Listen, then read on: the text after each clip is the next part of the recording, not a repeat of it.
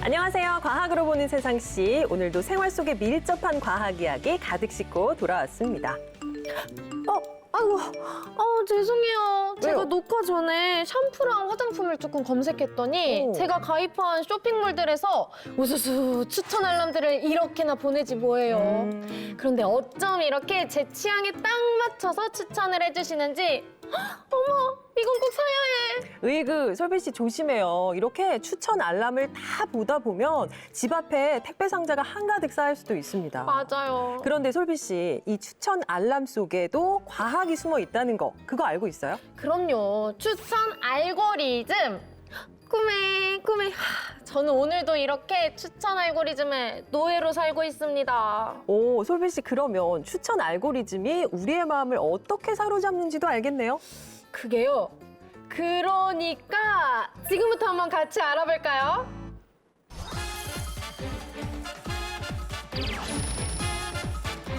추천 알고리즘을 통해서 아마존은 매출의 35%가, 유튜브는 시청 시간이 20배나 늘었습니다.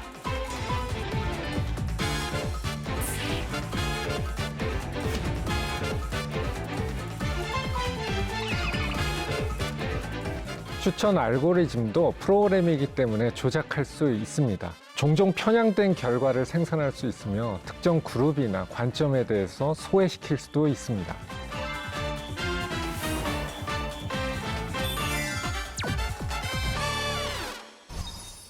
기사 검색에서부터 쇼핑, 그리고 OTT까지 우리 생활 깊숙이 자리 잡은 추천 알고리즘.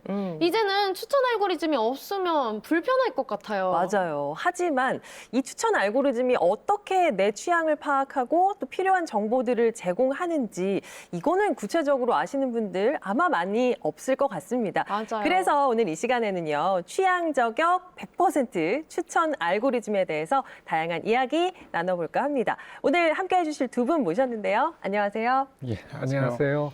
예, 저는 서울과학종합대학원에서 AI 빅데이터를 가르치고 있는 장종호 교수입니다. 반갑습니다. 반갑습니다. 네, 저는 인공지능 기술에 관련해서 관련된 협업을 하고 있고, 그다음에 인공지능을 교육하는 그런 일들을 하고 있습니다. 김준호라고 합니다. 반갑습니다. 반갑습니다. 네, 웹상에서 우리가 어떤 상품을 검색을 하고 나면 정말 신기할 만큼 온종일 각종 포털 사이트, 쇼핑몰은 물론이고 내가 검색한 것과 관련된 그 광고가 계속 뜨게 되잖아요. 맞아요. 이걸 보다 보면 내가 굳이 이게 필요가 없는데도 불구하고 자꾸 사야 되나라는 생각이 들곤 합니다. 저도 맨날 그래요. 그렇죠. 우리의 마음을 이렇게 흔드는 추천 알고리즘, 상품을 추천하는 방법에도 과학적인 원리가 숨어 있다고 하는데 교수님 맞나요? 예, 그렇습니다. 마케팅에 과학적인 원리를 더해서 소비자가 구매 버튼을 누르게끔 싹 만드는 게 이제 추천 알고리즘인데요. 추천 알고리즘은 개인의 취향이라든가 필요한 상품들을 이렇게 매칭을 시켜서 네. 분류해서 필요한 콘텐츠가 바로바로 그때 뜨고 고객들에게 상품을 전달해 주는 그런 역할을 합니다. 그런 것들을 잘 활용해서 개인에게 딱딱 맞춰서 그 취향에 맞도록 구매력을 높이는 것은 이제 마케팅이라고 표현할 수 있겠습니다. 결국 추천 알고리즘이 마케팅의 일환으로 쓰이고 있는 예, 거였네요. 그렇다면은 이 마케팅 효과를 아주 툭툭히 본 기업들이 꽤나 있을 것 같아요. 네, 있죠. 추천 알고리즘이 없으면 이제는 못 사는 그런 기업들이 있습니다. 대표적으로 보면 영화 같은 거 여러분이 자주 보시는 넷플릭스나 네, 유튜브, 맞아요. 혹은 아니면 쇼핑몰들. 아. 이런 회사들은 요새 이 추천 알고리즘이 없으면 사실 운영이 안 될 정도로 맞아요. 아주 그런 게 중요하죠. 잘 뜹니다. 손지환님 이건 어떠세요? 이런 게 뜨더라고요. 맞아요. 네. 그래서 예를 들면은 그 넷플릭스나 유튜브 같은 경우에는 시청 시간이 한 70%를 사는 사람들이 자기가 원해서 보는 게 아니라 추천해서 보는. 그래서 거기서 효과를 얻어가지고 이 유튜브 시청 시간 자체가 한 20배까지 추천을 아예 적용하기 전에보다 그렇다라고 하기도 하고요. 쇼핑몰 같은 경우에서도 사실 아마존 같은 경우 이 추천 알고리즘을 통해서 쇼핑 이 자체, 구매 자체가 한 35% 늘어났다라고 하는 통계가 있습니다. 그러니까 기업의 수익이 증대가 된다고 하면 그렇죠. 기업 입장에서는 당연히 이 추천 알고리즘을 더 발전시키는데 열을 올릴 것 같은데요. 실제로 이 추천 알고리즘이 얼마나 정교하냐에 따라서 이 기업이 사용자를 얼마나 많이 모으는지, 얼마나 정밀하게 쇼핑을 하게 만드는지 사실 그게 직결이 되거든요. 그래서 이 정확도를 올리는데 굉장히 많은 투자를 하고 있습니다, 실제로. 넷플릭스 같은 경우에는 이거에 관련된 대회를 아예 열었어요. 넷플릭스 프레이즈라고 해서 아예 열었는데 이 대회를 통해서 10% 정도만 더 향상을 시키는 사람에게 100만 달러를 주겠다라고 해서 실제로 10%를 넘었던 팀이 있습니다. 예. 이렇게 생각해보면 지금은 추천 알고리즘이 굉장히 보편화가 된 것 같아요. 하지만 이게 등장한 지는 또 얼마 되지 않은 것 같거든요. 추천 알고리즘이라는 건 여러분 잘 아시는 인터넷 쇼핑몰이라는 것이 시작되면서 본격화됐다라고 생각하시면 되겠어요. 가장 대표적인 뭐 아마존의 미국의 같은 경우가 이제 2000년 초반에 간단한 알고리즘으로 A라는 사람이 구매한 것을 B라는 같은 성향을 가진 사람도 그 상품을 구매할 확률이 높을 거다라고 생각을 해서 이제 추천하기 시작했는데요. 네. 그 당시에는 알고리즘이 복잡하지는 않았습니다. 하지만 점점 발전해서 한 2010년 정도 때부터는 여러분 잘 아시는 인공지능, 딥러닝 이러한 것들이 활용되면서 훨씬 더 정교해지고 추천의 그 성공 가능성이 높아졌는데요. 그리고 이제 본격적으로 그런 인터넷 쇼핑몰뿐만 아니라 OTT 같은 데서도 본격화된 게 어떻게 보면 한 7, 8년 정도 됐다라고 보시면 되겠습니다. 여러분들 뭐 매일 보고 계시는 유튜브 같은 경우도 네. 지금의 아주 정교한 알고리즘이 이제 시작된 게 사실은 한 2016년 정도부터 시작됐다고 하니까요. 사실은 아주 역사가 그리 오래되지는 않았지만 아주 빠르게 지금 점점 더 발전하고 있다고 보시면 되겠습니다. 추천 알고리즘 하면 말씀해 주신 것처럼 인터넷 쇼핑몰이라든지 또 우리가 컨텐츠를 추천해주는 OTT에서 주로 활용된다고 생각을 하는데 그 외에도 우리가 매일 접하는 것 중에서 추천 알고리즘 기능이라고 한다면 어떤 것들 있을까요? 지금 말씀하신 대로 저희가 추천하면 생각나는 게 바로 이제 OTT라든지 쇼핑몰 이 정도로 생각을 하잖아요. 그렇지만 저희가 뭔가 개인화된 디바이스를 딱 손에 쥐는 그 순간부터 추천이 시작된다라고 볼 수 있습니다. 아침에 일어나서 뭐 뉴스 검색을 한다. 네. 라고 하면은 저한테만 맞는 뉴스가 이제 50대 남성을 위한 타겟 뉴스가 저를 위해서 항상 준비되고 있죠. 제 딸이 보는 뉴스하고 제가 보는 뉴스는 완전히 다릅니다. 아, 맞아. 그랬던 검색 것 결과도 제가 검색하는 것과 제 딸이 검색한 결과는 다 달라지죠. 맞아요, 예를 맞아요. 들면 맛집을 검색하면은 이제 국밥 같은 게 많이 그렇죠. 뜨시는데 저는 파스타가 많이 그렇죠. 뜨고. 바로 그런 거죠. 알겠습니다. 아, 그것뿐만 아니라 이제 차를 타고 간다. 그럼 내비게이션 같은 경우에도 제가 선호하는 그 길, 이런 것들이 주변 사람들이 보통 어느 길을 선호하는지 이 지역에서 추천을 받으면서 다닌다라고 생각할 수 있습니다. 내비게이션에도 적용이 되고 있어요. 그러니까요. 이게 이야기를 들어보니까 이 추천 알고리즘이 결국엔 고도로 세분화된 개인 마케팅의 영역이 아닐까 싶어요. 예, 그렇죠. 과거에 이제 저희가 어떤 광고를 본다라고 하면 TV 광고 네. 이런 것들은 모든 사람에게 한꺼번에 보여주잖아요. 그러면 사실은 뭐 제가 관심 없는 아이템에 대한 광고를 뭐 계속 보고 지루하게 느껴질 수도 있는데요. 이제 추천 알고리즘이 되면서 아까 말씀하신 정말 세분화로 해서 저에게 여러분들이 뭐 유튜브라든가 아니면은 뭐 아마존 같은 인터넷 쇼핑몰 아니면 OTT 아니면 SNS에 들어갔을 때 여러분들의 취향이라든가 과거의 구매 이력에 쏙 맞는 아이템을 매칭을 시켜서 보여줄 수가 있는 거죠. 예를 들면은 뭐 20대 여성이라 하더라도 다 같은 성향은 아니잖아요. 그럼요. 그러니까 그 20대 여성님의 취향, 그다음에 구매했던 이력, 그다음에 뭐 본인이 봤던 컨텐츠나 아이템, 상품 이런 것들을 종합을 해서 개인화 마케팅을 할 수 있는 그런 알고리즘이라고 보시면 되겠습니다. 네, 이렇게 해서 이제 추천 알고리즘이 개인의 특성을 잘 파악을 해서 구매력을 높이는 것까지 잘 알았는데요. 우리가 놓친 게 있습니다. 바로 알고리즘이란 무엇인지는 아직 얘기를 하지 않았어요. 예, 알고리즘이라는 것은 어떠한 문제를 해결하기 위한 절차나 아니면 방법, 명령어들의 어떤 시퀀스, 집합이라고 보시면 되겠습니다. 컴퓨터가 발전하면서 이제 활용되는 개념이라고 하는데요. 하지만은 이거는 꼭 어떤 컴퓨터나 이런 복잡한 어떤 프로그램의 이슈뿐만 아니라 저희가 일상적으로 생활하는 거에 있어서의 어떤 루틴, 절차 이런 것들을 다 세세하게 정의를 한다면 그것을 알고리즘이라고 표현할 수 있는데요. 내가 쇼핑을 하겠다. 네. 1번 마트에 간다. 네. 2번 상품을 고른다. 3번 계산을 한다. 4번 집으로 간다. 이러한 우리의 모든 행위 자체를 시퀀스하게 정의를 한다면 그걸 알고리즘이라고 표현할 수 있습니다.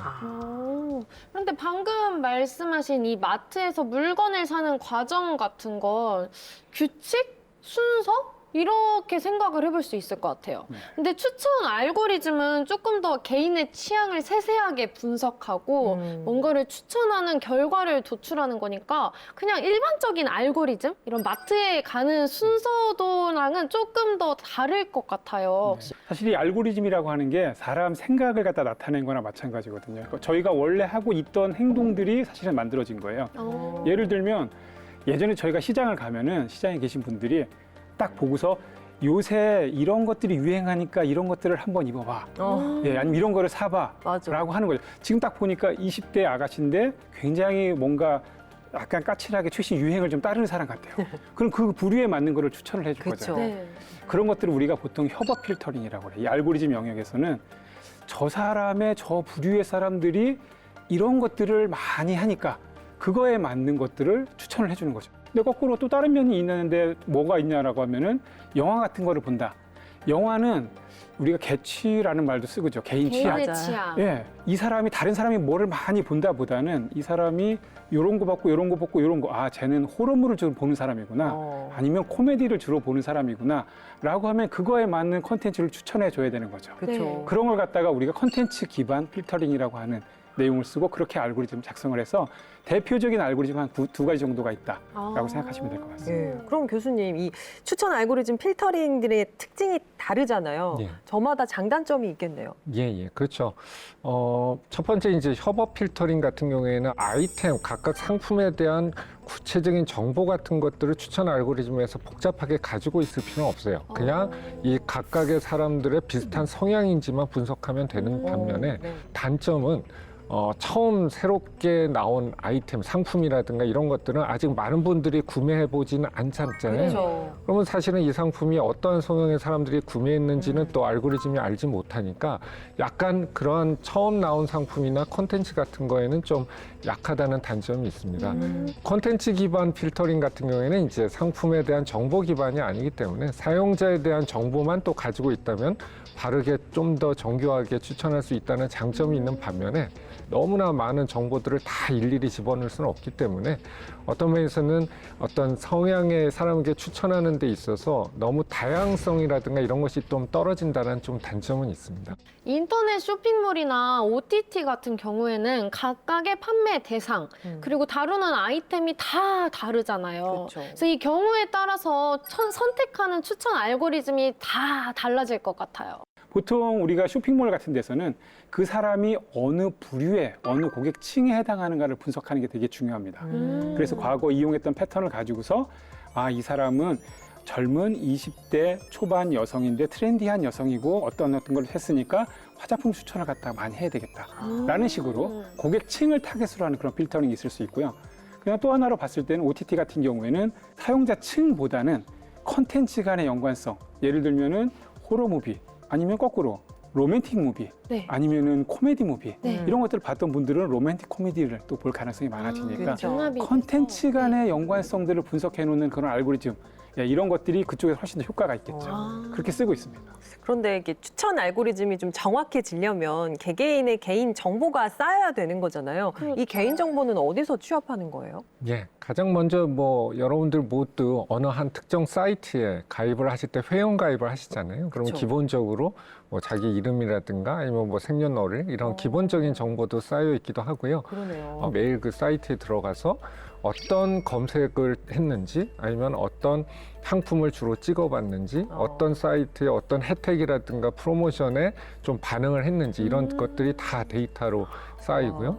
여러분들은 이제 대부분 다 모바일 폰으로 스마트폰으로 네. 하잖아요. 그러면 인터넷 쿠키라든가 모바일 로그 그다음에 혹시 여러분들이 소셜 네트워크 같은 데 들어갔을 때도 어떤 면에서는 여러분들이 좀 정보 동의 같은 것들을 좀 해놓으면 이런 것들이 아무튼 다 쌓입니다.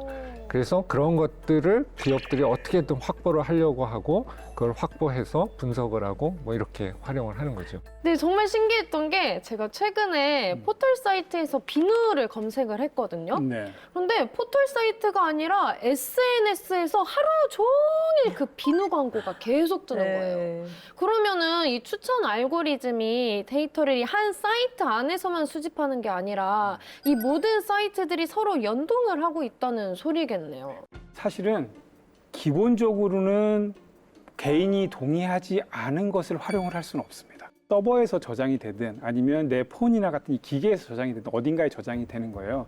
근데 저장을 하겠습니다라고 거기서는 항상 알려주거든요. 네. 근데 보통 가입을 할 때 저장을 하는 거에 동의를 하십니까? 라고 크게 대문짝만하게 나오는 게 아니라 조그맣게 나오게 되니까 네. 가입할 때 아무 생각 없이 그냥 가입을 하는 거예요. 그렇죠. 다 예스 예스를 하셨기 때문에 그거를 기반으로 이 사이트에 있던 정보가 저 사이트에서도 활용이 되고 라고 하는 사실 개인적인 쿠키 이런 내용들을 활용을 해서 그렇게 되는 겁니다. 아, 예. 다 제가 동의를 했던 동의하신 사항들이었군요. 예. 근데 그렇다고 한다면 기존의 정보가 좀 없던 새로운 아이템이라든지 복합적인 요소가 많은 콘텐츠가 등장을 하면 추천 알고리즘에 선정되기 좀 힘들지 않을까요? 추천 알고리즘에서 어떤 제한을 하기가 어려운 현상을 콜드 스타트라고 합니다. 추천 알고리즘을 운영하는 기업이라든가 어떤 기술 회사에서는 어떻게든 빠른 시간 내에 그 고객들의 아니면 행동이라든가 이런 걸 가지고 정보를 빨리 파악을 해서 어떻게든 알고리즘을 돌려서 네. 추천을 하려고 하는데요. 아주 간단한 상품 정보를 한 걸 가지고 먼저 추천을 하고 그 다음에 이제 어느 정도 사용자들이 구매한 이력이 쌓이면 또 다시 협업 필터링 이렇게 하이브리드로 활용하기도 하고요.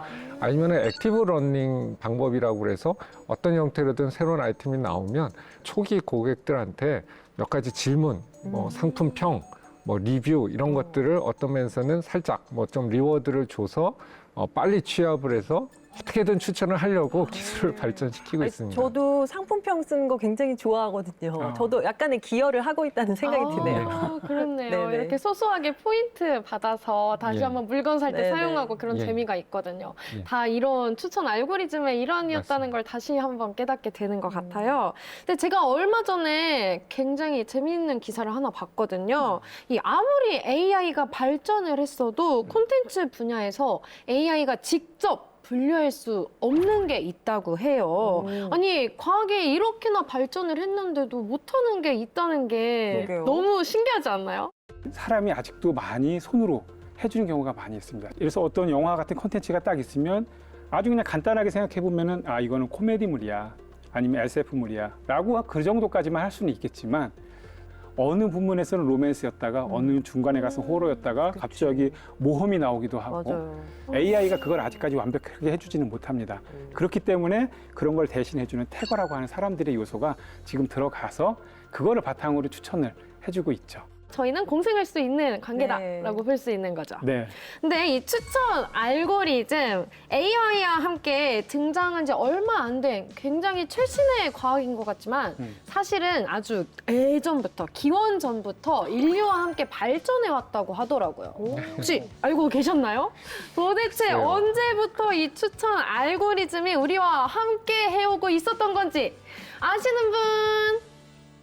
안녕하세요. 과학으로 보는 세상시 김혜빈입니다. 알고리즘이 뭐예요? 라고 묻는다면 대답할 수 있는 분들이 몇 명이나 될까요? 네. 제 주변엔 없는 것 같은데요. 알고리즘이란 문제를 해결하기 위한 절차나 방법을 얘기합니다. 예를 들어서 누군가에게 메시지를 보내야 한다라고 한다면 휴대전화를 켜고 메시지 앱에 들어가 메시지를 쓰고 작성까지 이 모든 과정을 메시지를 보내기 위한 절차나 방법, 즉 알고리즘이라고 합니다. 알고리즘을 따라 문제를 해결하면 그 해답을 얻을 수 있는 것이죠. 이러한 알고리즘은 현대에 만들어진 개념이 아닌데요. 알고리즘의 어원이 탄생한 건 AD 9세기경입니다. 페르시아 수학자인 무함마드 알콰리즈미의 라틴어식 이름인 알고리스무스에서 따왔답니다. 무함마드 알콰리즈미는 대수학의 기초를 다루는 알마부르타라는 책을 쓰면서 알콰리즈미는 선형 방정식의 해를 구하는 알고리즘을 제시했습니다. 이게 알고리즘의 단어의 출발이 된 거죠. 하지만 알고리즘의 개념이나 이름이 등장하기 이전부터 알고리즘이 사용돼 왔다는 거 알고 계신가요? 알고리즘의 시작은 고대 바빌로니아 시대로 거슬러 올라갑니다. 고대에는 아직 수학 문제를 계산하는 체계적인 방법이 정립되지 않은 시기였죠. 그래서 수학적 문제를 해결하기 위해 절차적 해법을 대입하기도 했답니다. 기원전 2000년경 바빌로니아 시대 삼각함수나 대수방정식을 다루는 기본적인 계산에서 비교적 간단한 알고리즘이 시작됩니다. 기원전 300년경 두 수의 최대 공약수를 구하는 유클리드 공식. 이것 또한 고대에서 사용된 알고리즘인데요. 이거 학창 시절에 많이 보셨죠? 전 너무 오래돼서 유클리드 알고리즘이 기억나질 않는데요. 하여튼 지금도 계속해서 사용되는 알고리즘입니다. 중세시대는 이슬람과 이탈리아에서 수학의 발전이 있었던 시기인데요. 아직까지는 수학 문제 해결과 지식 전달을 위해서 알고리즘을 사용했습니다. 복잡한 수학 문제 해결, 달력 작성과 행성의 운동, 일식, 월식 등 천체 운동 예측, 최적화된 건축물의 구조와 디자인을 위해서 이 수학적 알고리즘이 사용됐습니다. 근대로 넘어가면 컴퓨팅의 초기 단계죠. 아직까지 현대 알고리즘과는 차이가 있는데요. 그러나 근대 알고리즘은 현대 컴퓨터 알고리즘의 초기 시기로서 중요한 역할을 했습니다. 통계 분석을 위한 정규 분포 관련 알고리즘, 또 지구의 크기를 측정하는 것, 지도 제작, 항해 경로 계산 등을 위해서 삼각형의 변을 측정하는 삼각 측량 알고리즘 기계 작동을 위한 여러 가지 자동 계산 알고리즘이 그 예시죠. 이 시기에 개발된 수학적이고 공학적인 원리들은 현대 컴퓨터 과학과 연결되는 토대가 됩니다. 현대에는 컴퓨터와 기술 발전으로 알고리즘이 사용되지 않은 곳이 없을 정도인데요. 길을 걷다가 흔히 볼 수 있는 자판기, 이 자판기에도 알고리즘이 숨어 있습니다. 화폐 넣기, 음료수 선택, 선택한 음료수 받기, 그리고 잔돈 받기. 이 모든 과정이 음료수를 뽑는 알고리즘이죠. 또 요즘 핫한 자율주행 차량의 움직임과 주행 또한 다양한 알고리즘을 통해 주행 환경을 인식하고 안전하고 효율적인 주행 경로를 계획해 운전하게 됩니다. 범죄를 예측하고 예방하는 기술인 프리크라임, 이 기술에도 알고리즘이 숨어 있는데요.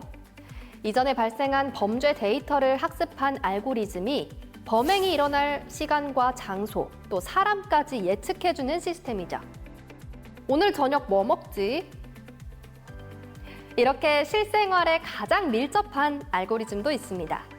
전 세계 사용자 데이터를 기반으로 개인에게는 먹고 싶어 할 만한 음식을, 또 사업자에게는 개발이 필요한 신메뉴를 자동으로 추천해주는 알고리즘도 개발됐다고 하네요. 알고리즘은 생각했던 것보다 우리 생활 속에 스며들어 있습니다. 다양한 분야에서 발전해 우리의 삶을 편리하게 만들어준 알고리즘. 앞으로는 또 어떻게 발전하게 될까요? 네, 추천 알고리즘이 마케팅 분야뿐만 아니라 아주 다양한 분야로까지 확장이 되는 것 같네요. 지금도 참 놀랍지만 앞으로가 더 기대가 됩니다.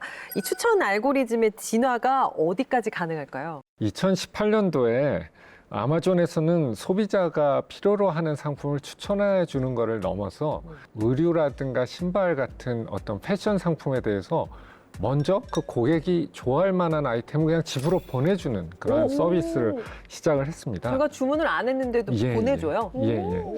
소비자가 어떤 자기의 성향이라든가 여태까지 구매했던 아이템이라든가 사는 지역 이러한 모든 정보들을 종합을 해서 먼저 그냥 보내주는 거죠. 그래서 예를 들면 이제 뭐 봄이 이제 오잖아요. 그럼 이제 좀 봄이 오면은 이제 겨울옷을 집어넣고 뭐 옷을 좀 사야 되는데라고 다들 생각은 하는데 그쵸. 막상 또 쇼핑하기 귀찮고 맞아요. 또 어떤 면에서 바쁘다 보면 입고 지내고 있을 때 그냥 집 앞에 박스가 와 있는 거예요. 물론 뭐 본인의 마음에 꼭 드는 상품일 수도 있고 뭐 약간 좀 아닐 수도 있고 아니면 사이즈가 조금 다를 수도 있지만 거기에서 보고 그냥 자기가 입고 싶은 건 하고 입고 선택하고 구매하고 아닌 거는 그냥 무료 반품. 그것을 통해서 이제 아마존이 하고 싶은 것은 물론 뭐 선 배송 서비스를 통해서 매출도 있지만 고객의 데이터나 정보를 얻고 싶은 거예요. 진짜 신기하네요. 이게 필요해라고 생각하고 있던 찰나에 그게 눈앞에 딱 등장하면은 이게 신기하기도 한데 추천 알고리즘이 이제 오류로 인해서 이상한 거를 배송해주면은 또 이게 뭘까 싶을 그렇죠, 것 그렇죠. 같기는 해요. 근데 이런 추천 알고리즘을 기업에서 마케팅 외에 다른 용도로도 사용하고 있을 것 같아요. 혹시 사례들이 물론, 있을까요? 네, 물론 있죠. 근데 이제 약간 다른 의미에서의 추천이라고 할 수도 있겠는데 인사부서에서는 이제 예전에 진짜 옛날 전통 방식의 이제 어떤 인사 고과다라고 하면 뭐 우스갯소리로 부장님한테 잘 보이거나 과장님한테 잘 보여서 딱 따라가는. 근데 지금은 사실 대기업 같은 경우에는 굉장히 정밀화돼 있고 체계화돼 있죠. 예를 들면 이 사람이 얼마나 어떻게 일을 했는가에 대한 거를 시스템이 다양한 정보를 취합해서 다 알고 있습니다.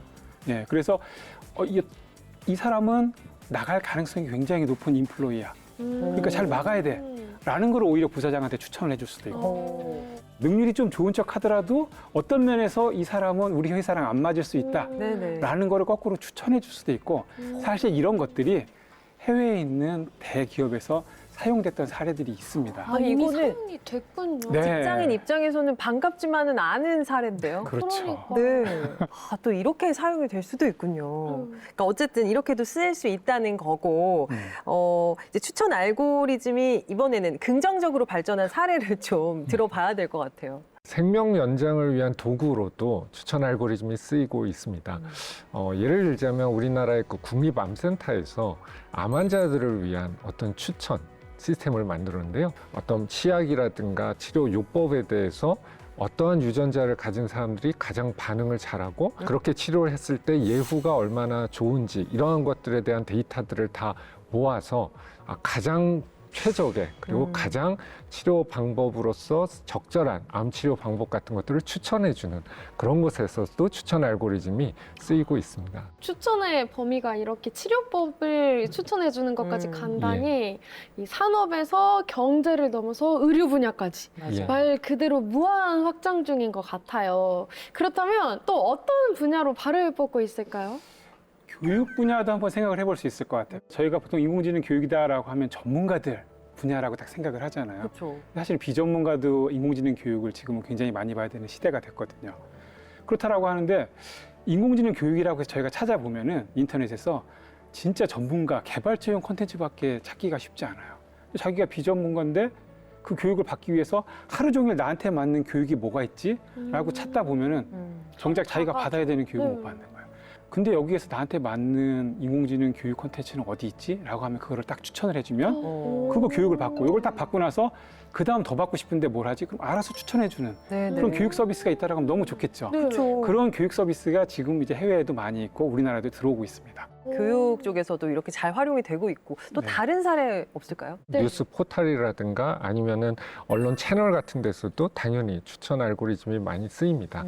어떤 본인이 그동안에 봤던 어떤 그 기사라든가 뉴스에 대한 콘텐츠를 베이스로 해서 이 사람은 뭔가 뭐 경제에 더 관심 있겠고 어떤 사람은 정치에 관심 있겠고 스포츠 아니면 뭐 생활이라든가 아니면 심지어는 뭐 주부들 같은 게 요리에 관련된 기사나 뭐 이런 것들에 관심이 있는 것들을 속속 저희들이 알아서 또 뉴스 채널 같은 것들에서 정보를 제공해 주기도 하고요. 또 요즘에 가장 많이 쓰이고 그다음에 가장 비즈니스 효과가 크다고 보는 게 이제 금융 쪽입니다. 가장 본인에게 맞는 투자 포트폴리오를 짜주기도 하고 이러한 것들 요즘 금융 쪽에서는 상당히 핫하고 또 투자를 많이 하고 있는 분야 중에 하나입니다. 생각해보니 저도 도움을 참 많이 받고 있는 것 같아요. 지금도 정말 놀라운 추천 알고리즘의 발전 속도. 하지만 아직 놀라기는 이릅니다. 생성형 AI의 등장과 함께 이 발전 속도가 굉장히 빠르게 가속화되고 있다고 하는데요.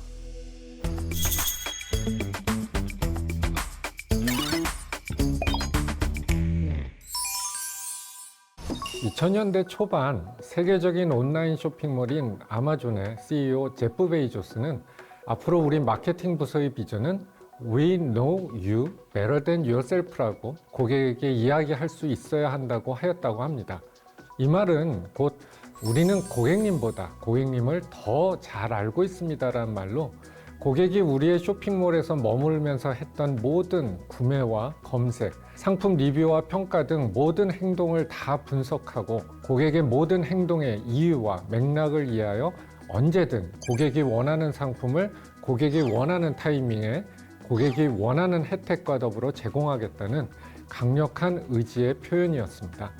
아마존은 이러한 비전을 실현하기 위해 고객의 데이터들을 철저하게 모으고 분석하기 시작하였습니다. 이전까지의 온라인 및 오프라인 유통사들은 고객이 구매한 상품의 기본적인 이력만을 저장할 뿐 고객이 웹이나 앱에서 클릭했던 행동 데이터나 검색 기록, 상품평이나 리뷰 기록 등을 체계적으로 저장하지는 않았습니다. 하지만 아마존은 뚝심 있게 천문학적인 투자를 지속하였고 그 저장되어 있는 방대한 고객들의 데이터를 기반으로 초개인화 마케팅을 위한 고객의 프로파일을 완성하고 다양한 추천 알고리즘을 통해 지금의 유통 강자가 되었습니다. 또한 수많은 고객 데이터를 저장하고 분석하여 운영하던 독보적인 기술을 발전시켜서 클라우드 사업을 시작하고 AWS라고 불리는 전 세계 클라우드 시장의 압도적인 1등을 하는 사업으로 만들었습니다. 초개인화 마케팅은 인공지능을 활용한 추천 알고리즘도 중요하지만 얼마나 더 많은 의미 있는 고객에 대한 빅데이터를 확보하고 분석하고 활용하느냐가 중요합니다. 앞으로의 초개인화 마케팅은 다양한 IoT 디바이스 및 기기 등을 통해 더 많은 데이터들을 확보하고 분석하여 더 정교한 마케팅이 가능해질 것입니다. 예를 들면 웨어러블 와치를 비롯해 반지, 팔찌, 안경, 옷에 부착되는 다양한 센서들과 웨어러블 장비들이 많아지고 집에 AI 스피커나 홈케어 플랫폼 등에서 모이는 데이터 등 지금과는 격이 다른 훨씬 촘촘하고 정교한 고객들에 대한 데이터들이 쌓이고 이를 통한 24시간 어디서든 고객에게 추천을 하고 서비스를 제공하는 시대로 발전할 것입니다. 또 하나 초개인화의 새로운 방향은 생성형 AI와의 융합입니다. 이전의 추천 알고리즘에서는 고객들이 좋아할 만한 상품이나 콘텐츠를 찾아내어 제공하긴 하지만 왜 그 아이템을 이 시점에 고객들에게 제안하는지 이유에 대한 맥락이나 스토리는 없었습니다. 그저 커머스 앱이나 유튜브 피드에 고객이 좋아하실 만한 콘텐츠, 상품 이 정도로만 표시되고 내용이 나열될 뿐이었습니다. 하지만 생성 AI 시대의 GPT 등의 언어 생성 모델이나 영상 생성 모델을 통해 기존의 고객의 행동이나 구매 이력, 추천하는 상품이나 콘텐츠 정보, 요즘의 유사한 성향 고객들의 트렌드 정보 등을 엮어서 재미있고 고객들이 납득할 수 있는 추천 스토리나 영상을 만들어 상품과 함께 제안을 하면 구매 전환율을 지금보다 획기적으로 올릴 수 있을 것으로 기대됩니다. 이전의 초개인화 마케팅에서는 이러한 고객 개개인에 맞는 상품, 콘텐츠뿐만 아니라 맥락과 스토리를 만들어주는 기능까지는 없었지만 이제는 생성형 AI 모델들을 통해 충분히 쉽고 간단하게 만들 수 있는 시대가 된 것입니다. 여러분들이 특정 온라인 쇼핑몰에 로그인하면 유명 셰프의 영상이 팝업되면서 어제 구매하셨던 탕수육 밀키트는 잘 드셨나요? 고객님 송이버섯 좋아하시잖아요. 새롭게 요즘 나오는 송이버섯을 가지고 팔보채를 만들어 보았습니다. 오늘 구매하시면 런칭 기념으로 20% 할인가로 구매할 수 있습니다. 오늘 저녁엔 송이버섯 팔보채를 드셔보시죠 라고 이전의 구매나 행동 이력을 기반으로 마치 식당 주인이 단골 손님을 알아보고 이야기하듯이 언어 생성 모델과 영상 생성 모델을 활용하여 고객들에게 실제적인 초개인화된 재미있는 스토리와 혜택으로 다가설 수가 있습니다. 아마도 이런 추천 시스템을 통해서 구매 전환율을 몇 배는 더 올릴 수 있지 않을까 생각합니다. 앞에서 이야기한 웨어러블 센서들에서 들어오는 고객들의 데이터를 통해서도 다양한 실시간 추천을 할 수가 있습니다. 반지나 팔찌 등에서 저희 맥박이나 혈압, 체온 등의 변화 데이터를 분석해서 오늘은 피로도가 30%가 증가되었습니다. 활성 비타민제를 2알을 반드시 드시기 바랍니다. 필요하시면 바로 주문해 드리겠습니다 등의 스토리를 만들어서 생생하고 현실감 있는 제안을 할 수가 있습니다. 추천 알고리즘을 통한 초개인화 마케팅은 이제 웨어러블 디바이스를 포함한 고객에 대한 방대한 IoT 빅데이터와 생성형 AI 모델과의 융합을 통해 지금까지 없던 새로운 시대의 국면으로 빠르게 진화할 것입니다. 지금보다 더 초개인화된 추천 알고리즘 시대가 되면 요즘 유행하는 그 MBTI처럼 개인이 자주 가는 사이트 화면만 봐도 그 사람이 어떤 사람인지 알 수 있겠는데요. 맞아요. 진짜 그런 것 같은 게 제 SNS만 당장 보더라도 온갖 의류 광고와 귀여운 동물들로 가득 차 있거든요. 그만큼 제 입맛에 딱 맞춰준다는 이야기겠죠. 두말하면 잔소리겠지만 이 추천 알고리즘의 등장과 발전이 우리의 삶의 편의를 정말 크게 높여준 것 같습니다. 다양한 사람들한테 아니면 다양한 직군에 있는 사람들한테 이 효과가 있고 도움을 많이 준 것 같아요. 또 박찬욱 감독님이 최근에 그런 얘기를 한 적이 있었어요. 취향도 좁은 한계 속에 감춰있기 마련인데 알고리즘을 추천에 따라서 전혀 관심 없었던 영화도 알게 되는 시대가 됐다라고 하는데 이게 양면성인 것 같아요. 뭐냐면 정말 정밀하게 타겟팅을 해서 이 사람이 이걸 볼 거야 라고 하는 정밀하게 해주면 맨날 보는 것만 보게 되는 거거든요. 맞아요, 맞아요. 거꾸로 의외성도 사실은 중요한 거죠. 그래서 추천을 할 때는 정밀한 것도 중요하지만 의외성을 가져다 주면은 내가 이런 것도 좋아했었나? 라고 하는 그런 것들을 추천해 주는 것도 굉장히 의미가 있는 것 같아요. 요즘 들어서 이런 말 많이 들은 것 같아요. 알고리즘을 탄다. 알고리즘님의 선택을 받았다.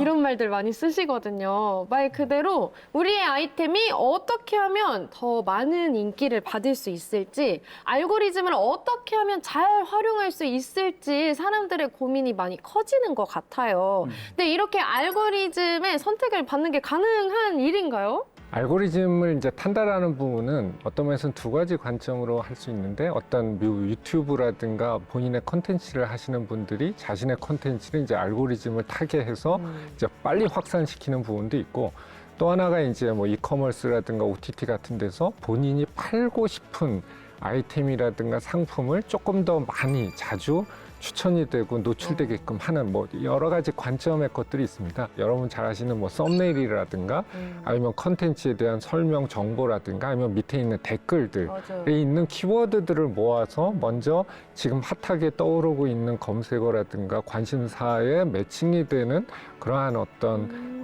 컨텐츠를 먼저 보여주는 거거든요. 그래서 어떤 면에서는 뭐 영상의 내용은 뭐 다를 수 있어요. 다를 수 있지만 그렇습니다. 네. 썸네일만 뭔가 되게 핫하게 그리고 낚였다, 아주 그런 경우 있어요. 그렇죠. 있어. 그런 걸 이제 낚였다라고 표현합니다. 기업이 상품 추천하는 것 같은 경우도 일부는 뭐 추천 알고리즘을 뭐 조작했다 뭐 이렇게 표현하기도 하는데 많은 회사들이 그렇게 합니다. 지향하고 싶은 어떤 내용들이 있다면 그런 거에 관련된 데이터를 슬그머니 삭제한다든가 좀 매니플레이션을 해서 본인이 원하는 콘텐츠나 상품을 좀 더 노출시키는 것으로도 갈 수 있습니다. 이런 것들도 충분히 가능하기 때문에 저희들이 어떤 제안이나 추천을 받았을 때 또 너무 맹신하고 무조건 이거다라고 또 네, 너무 그렇죠. 하는 것도 저희들이 좀 현명하게 행동해야 되지 않을까 생각됩니다. 맞습니다. 네, 저는 그런 생각도 들더라고요. 뭐 현대인들이 알고리즘에 지배당하고 있다 이런 얘기도 하는데 추천 알고리즘을 우리가 무분별하게 막 쫓아가다가 보면 객관적인 판단력을 좀 잃을 수도 있을 것 같더라고요. 맞습니다. 그게 편향인데요. 네. 그게 사실은 굉장히 큰 문제이기도 합니다. 소비 같은 경우에도. 저 같은 경우는 맨날 50대에 치중되어 있는 콘텐츠나 아니면 소비 물품만 나오는 게 아니라 제 딸하고도 대화를 해야 되니까 20대가 좋아하는 것들, 물건들, 20대가 좋아하는 어떤 내용들에 대해서 일부러 보거든요. 네. 그러면 제 딸한테 맞는 콘텐츠를 또 저한테 추천을 해주니까 딸하고 대화하기가 훨씬 더 아, 쉽겠죠. 노력 열심히 하시네요. 편향되지 않기 위해서 노력을 하고 있습니다. 저도 본받아서 이런 추천 알고리즘의 편리함도 좋지만 편향되지 않도록 스스로 계속 노력해야겠어요. 이 추천 알고리즘이 내 개인정보를 바탕으로 하는 거잖아요. 그렇다 보니까 개인정보 유출에 대한 문제도 좀 있을 것 같거든요. 예. 뭐 그거는 아주 심각합니다. 개인정보라든가 이런 걸 그냥 별 큰 생각 없이 다 오케이 동의하고 그런다면 그 사이트가 어떤 특정한 목적으로 사용하는 것 외에도 요즘에 또 워낙 해커들이 많이 활동을 해서 그 회사가 뭐 의도하지 않았다 하더라도 개인정보에 있어서 이슈가 생길 수 있는 그러한 부분이 있습니다. 네. 분명히. 결국 개인 정보는 본인이 스스로 지켜야 되는 것 같아요. 개인 정보 노출 문제도 막고 편향되는 것도 예방하기 위해서 스스로 노력하는 게 가장 중요할 것 같은데 혹시 어떤 노력들을 해볼 수 있을까요? 여러 가지 사이트, 여러분들이 잘 아는 많은 유명한 SNS라든가 유명 사이트에 들어가서 설정을 들어가 보시면 본인의 프라이버시에 대해서 설정을 해놓는 기능들이 있어요. 근데 네. 많은 분들이 잘 몰라요. 지금 한번 여러분들 다 들어가셔서 어떻게 그런 것들이 세팅이 돼 있는지 대부분의 경우는 그냥 디폴트로 다 오픈이 되게끔 그냥 대부분 설정되어 있는 경우도 많고요. 네. 그래서 그 부분에 들어가서 그런 것들을 좀 챙기실 필요가 있고, 그 다음에 이제 정기적으로 여러분들의 브라우저나 아니면 PC에 들어가서 노트북 같은 데 들어가서 쿠키라든가 아니면 뭐 여러 가지 이런 정보를 모으는 그런 부분들이 어떻게 쌓여 있는지 이런 것들을 가지고 정기적으로 지운다든가 이런 활동은 본인이 해야 되는 부분이라고 이해하시면 되겠습니다. 네, 오늘 저희 녹화 끝나자마자 이제 개인정보 설정이 어떻게 돼 있는지부터 한번 확인을 해봐야겠습니다. 맞아요. 같이 해요. 네, 같이 합시다. 자, 이렇게 공정한 추천 알고리즘을 위해서 사회에서도 좀 적절한 규제가 필요할 것 같아요. EU에서 사실은 제일 먼저 포괄적인 AI 규제라는 그런 법안을 지금 이제 합의를 했고요. 그다음에 이제 올해 이제 그 시행을 이제 앞두고 있습니다. 미국에서는 이제 기술 통제를 골자로 한 그런 행정령도 이제 이미 나온 상태고요. 상대적으로 우리나라 같은 경우에는 사실 자율 규제에 좀 맡겨두는 그러한 추세에 있습니다. 오늘 이 시간 취향 저격 100% 추천 알고리즘에 대해서 이야기 나눠보고 있는데요. 앞으로 추천 알고리즘이 더 발전하기 위해서 꼭 넘어야 할 것 있다면 어떤 거 꼽으시겠어요? 추천 알고리즘이 더욱 발전하기 위해서는 세 가지 측면인데요. 기술적인 측면, 그 다음에 윤리적인 측면, 사회적인 측면입니다. 기술적인 측면은 이제 알고리즘을 블랙박스잖아요. 이 부분을 좀 더 투명하게 고객들이 알 수 있게끔 그리고 조절할 수 있게끔 만드는 부분이 있고 또 하나가 이제 윤리적인 측면이죠. 이거는 어떤 기업들에 있어서 아니면은 뭐 컨텐츠를 제공하는 제공자들에게 있어서 윤리적이거나 아니면은 어떤 규제적인 측면에서 컨트롤해야 되는 부분이 있고 마지막으로는 이제 저희들 소비자들도 인식을 개선해야 되는 부분이 있습니다. 지금 이제 교수님께서 그 윤리적인 측면이라든지 뭐 사회적인 측면에서 말씀을 해주셨는데 저는 약간 기술적인 측면이나 비즈니스적인 측면에서 좀 첨언을 좀 드리자면은 평양성이라고 하는 것과 이제 어떤 정밀 타격이죠. 나쁘게 말하면 편향성, 좋게 말하면 정밀 타격인 거고요. 아니면 의외성. 사실 이 사이의 조화가 사실은 굉장히 중요합니다. 그 콘텐츠가 얼마나 잘 소비되기 하느냐, 네. 아니면 새로운 상품을 얼마나 잘 팔 수 있느냐가 사실 그런 조화에 굉장히 민감하거든요. 한 끗 차이일 수도 있거든요. 한 끗 차이입니다. 네. 그게 근데 굉장히 비즈니스적인 결정이기도 하고 기술적인 결정이기도 하고 그렇습니다. 그래서 거기에 대한 기술적인 내용이 사실 굉장히 중요한 문제고요. 또 하나는 아까 이제 우리 교수님께서 말씀하셨던 콜드 스타트에 관련된 문제입니다. 새로운 상품이 나왔을 때 전혀 새로운 카테고리야. 그러면 이걸 어떻게 추천을 해주지? 라고 하는 문제. 그거에 대한 것도 마찬가지로 비즈니스적인 결정과 기술적인 결정 그 안에 포함되어 있고요. 그다음에 단순히 새로운 상품뿐만 아니라 새로운 사용자가 들어왔을 때 이 사람이 데이터가 별로 없는데 이 정도 데이터를 갖고 이 사람을 잘 분류해 줄 수 있을까라고 생각이 되거든요. 최소한의 데이터를 가지고 이 사람을 잘 카테고리화해주고 이 사람을 위한 추천을 해주기 위한 기술이 또 필요할 것 같습니다. 예. 추천 알고리즘은 나의 정말 많은 부분을 알고 있지만 정작 우리는 추천 알고리즘에 대해서 잘 모르고 있었는데요. 오늘 함께 하시면서 추천 알고리즘의 편리함은 또 제대로 활용을 하고 또 단면을 걷어내는 그런 시간이 되셨길 바랍니다.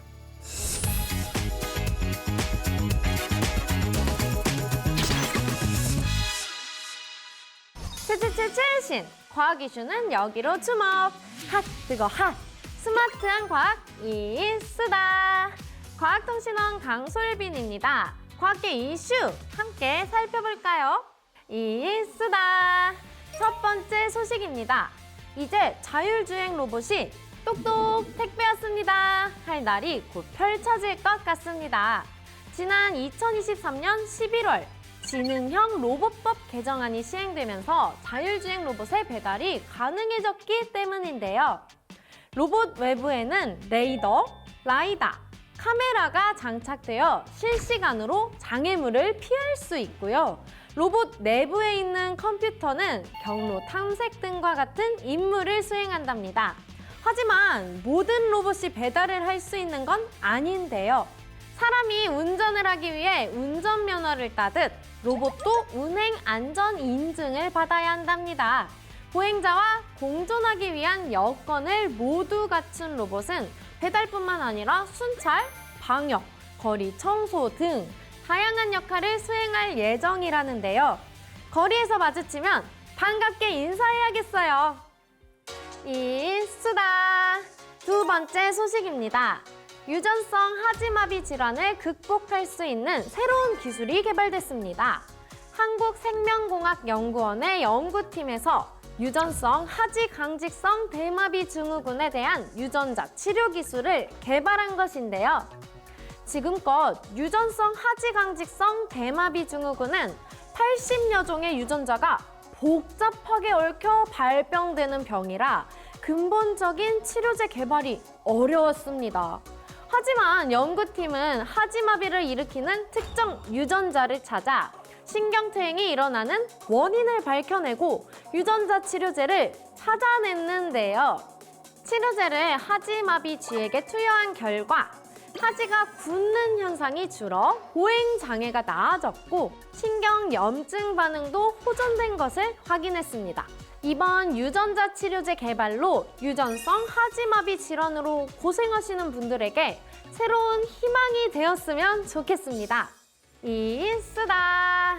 오늘 제가 준비한 소식은 여기까지입니다. 다음 시간에도 놓치기 아쉬운 과학계 소식 쏙쏙 모아서 가져올게요.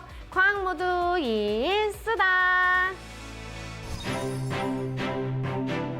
네, 오늘 이 시간 취향 저격 100% 추천 알고리즘에 대해서 다양한 이야기 나눠봤습니다. 솔비 씨 오늘 눈이 반짝반짝했는데 어땠어요? 그동안 제가 방문했던 사이트들의 쿠키 지금 싹 다 지우고 있잖아요. 이제는 더 이상 알고리즘에 끌려다니지 않겠습니다. 예, 오늘도 역시 학습 효과가 최고입니다. 두 분은 많은 이야기 해주셨는데 박사님 어떠셨어요, 교수님? 예, 예. 저도 늘 항상 뭐 여러 가지 인공지능 알고리즘에 대해서 연구를 하고 있는데요. 이번 기회에 추천 알고리즘에 대해서 좀 더 집중해서 네. 공부하면서 뭔가 이런 부분으로 발전시켜야 되겠다는 많은 아이디어도 얻을 수 있었습니다. 예, 전문가님은요? 오늘 뭐 맨날 말하던 그런 기술자 이외에 다양한 관점에서 시청자분들하고도 어떻게 생각하시는지도 생각해 볼 수 있었고 네. 같이 이렇게 말씀을 나누셔서 저도 되돌아볼 수 있는 기회가 됐었던 것 네, 같습니다. 오늘 두 분 덕분에 추천 알고리즘에 대한 궁금증이 다 풀렸습니다. 고맙습니다. 네, 저희는 다음 시간에 더 흥미로운 과학 이야기 가지고 찾아오겠습니다. 과학이 보인다. 과학이 즐거워진다. 스치기만 해도 당신은 과학 전문가. 과학으로 보는 세상. 씨. 네.